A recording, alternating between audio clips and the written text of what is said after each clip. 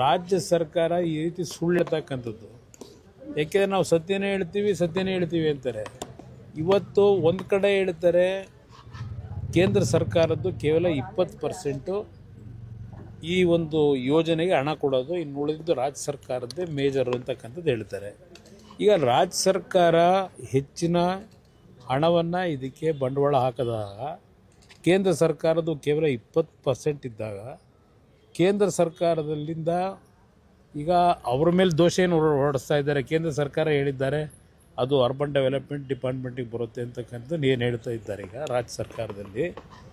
ಈಗ ಆಗಿದ್ರೆ ಬೇರೆ ರಾಜ್ಯಗಳಲ್ಲಿ ಯಾತಕ್ಕೆ ಮೆಟ್ರೋ ಪ್ರಾಜೆಕ್ಟ್ನ ಯೋಜನೆಗಳಾಗಿರ್ತಕ್ಕಂಥದ್ದಕ್ಕೆ ಪದೇ ದರ ಏರಿಕೆ ಮಾಡ್ತಾ ಇಲ್ಲ, ಕರ್ನಾಟಕದಲ್ಲಿ ಮಾತ್ರ ಯಾಕೆ ಮಾಡ್ತಾ ಇದ್ದಾರೆ?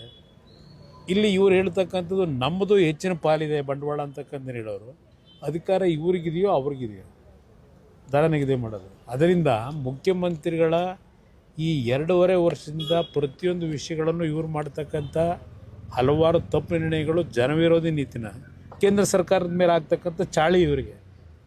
ಅದರಿಂದ ಇದರ ಬಗ್ಗೆ ಜನ ಎಚ್ಚೆತ್ಕೋಬೇಕು ಅನ್ನೋದು ಹೇಳ್ತೀನಿ. ಬಟ್ ಯಾವಾಗಲೂ ಹೀಗೆ ಜಾರ್ಖಂಡ್ ಹೇಗೆ ಸರ್, ಜನಗಳ ಪರಿಸ್ಥಿತಿ ಹೇಗೆ ಅಂತ? ಜನಗಳ ಪರಿಸ್ಥಿತಿ ಇದು ಕೊಡ್ತಾವ್ರಲ್ಲ, ಅದೆಂಥದ್ದು ಗ್ಯಾರಂಟಿ ಸ್ಕೀಮು, ಅದರಿಂದ ಅವ್ರನ್ನೆಲ್ಲ ಬದುಕಿಸ್ತಾ ಇದ್ದಾರೆ. ಅವ್ರಿಗೆಲ್ಲ ಆರ್ಥಿಕವಾಗಿ ಶಕ್ತಿ ತುಂಬಿದ್ದೀವಿ ಅಂತ ಹೇಳ್ತಾರಲ್ಲ.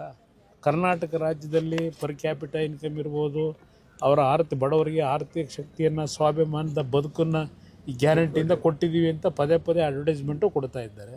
ಜನಕ್ಕೇನು ತೊಂದರೆ ಇಲ್ಲ, ಜನ ಆರ್ಥಿಕವಾಗಿ ತುಂಬ ಚೆನ್ನಾಗಿದ್ದಾರೆ ಅನ್ನೋದು ರಾಜ್ಯ ಸರ್ಕಾರದ ಭಾವನೆ. ಅದರಿಂದ ಅವ್ರು ಏನೇ ದರ ನಿಗದಿ ಮಾಡಿದ್ರು ಜನ ಸಂತೋಷವಾಗಿ ಕೊಡ್ತಾರೆ ಅಂತಕ್ಕಂಥದ್ದು ಮುಖ್ಯಮಂತ್ರಿಗಳು ಮತ್ತು ರಾಜ್ಯ ಸರ್ಕಾರದ ಆ ಒಂದು ಭ್ರಮೆ ಇದ್ದಾರೆ. ಜನ ತೀರ್ಮಾನ ತಗೋಬೇಕು. ಸರ್ಕಾರ ಸರ್ ಹೈಕಮಾಂಡ್ ಎಷ್ಟು ಹೇಳಿದ್ರು ಯತೀಂದ್ರ ಸಿದ್ದರಾಮಯ್ಯ ಅವ್ರಿಗೆ ಸೇರಿರೋದು ನಾನು ಯಾಕೆ ಮಾತಾಡ್ತೀನಿ. DCM ಅವರು ಕೂಡ ಯತೀಂದ್ರ ಅವರ ಹೈಕಮಾಂಡ್ ಅಂತ ಹೇಳ್ತಾರೆ. ಈಗ ಆ ವಿಷಯ ಕಾಂಗ್ರೆಸ್ ಸರ್ಕಾರಕ್ಕೆ ಸೇರಿರೋದು, ಕಾಂಗ್ರೆಸ್ ಪಕ್ಷಕ್ಕೆ ಸೇರಿರೋದು. ಅವರು ಹೊಡೆದಾಡ್ತಲ್ಲಿ ನಾನು ಯಾತಕ್ಕೆ ನನ್ನ 100 ಕೆಲಸ ಇದೆ, ಅದಕ್ಕೆ ನಾನು ಯಾತಕ್ಕೆ ತಲೆ ಕೆಡಿಸ್ಕೊಳ್ಳಿ? Thank you sir.